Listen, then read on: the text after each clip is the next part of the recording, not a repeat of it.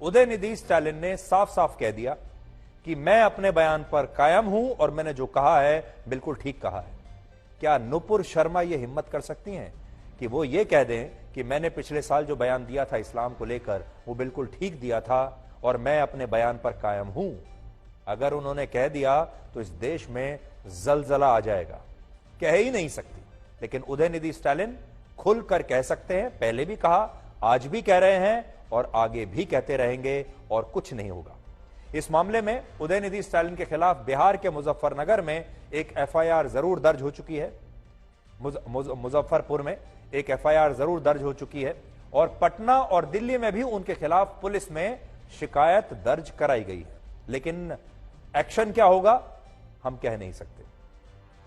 प्रधानमंत्री मोदी के खिलाफ विपक्ष ने जो इंडिया गठबंधन बनाया है उसमें 28 में से ज्यादातर राजनीतिक पार्टियां ऐसी हैं, ज्यादातर राजनीतिक पार्टियों के नेता ऐसे हैं जो सनातन धर्म यानी हिंदू धर्म को मानने वाले हैं।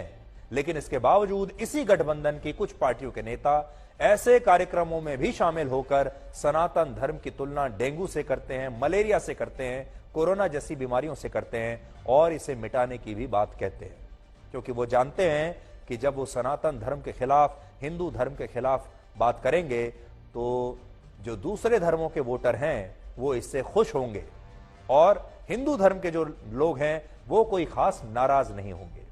हमारे देश में अक्सर नेता कहते हैं कि भारत में अल्पसंख्यक खतरे में है, हमारे देश में इस्लाम खतरे में है। अभी हाल ही में इस्लामिक स्टेट ने अपने मुखपत्र के ताजा अंक में भारत में रहने वाले सभी मुसलमानों से अपील की कि वो इस्लाम को बचाने के लिए एकजुट हो जाएं और भारत में रहने वाले हिंदुओं का नरसंहार शुरू कर दें।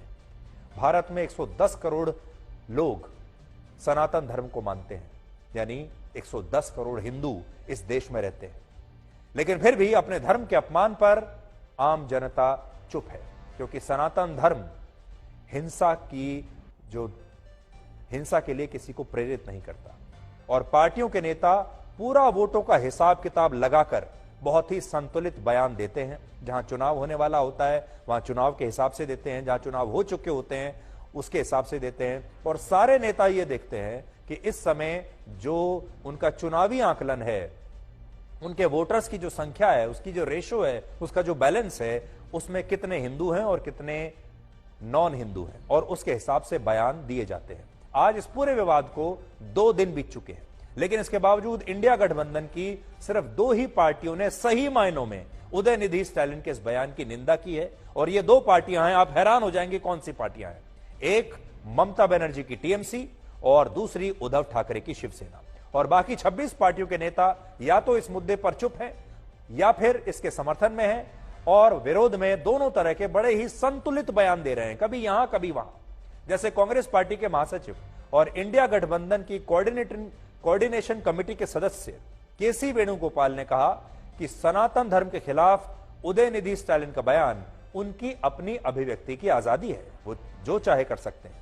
लेकिन गृह मंत्री अमित शाह ने कहा कि विपक्ष सनातन धर्म का अपमान कर रहा है और कांग्रेस पार्टी को देश से माफी मांगनी चाहिए। लेकिन अब कांग्रेस पार्टी के अंदर भी इसे लेकर तरह तरह के विचार है।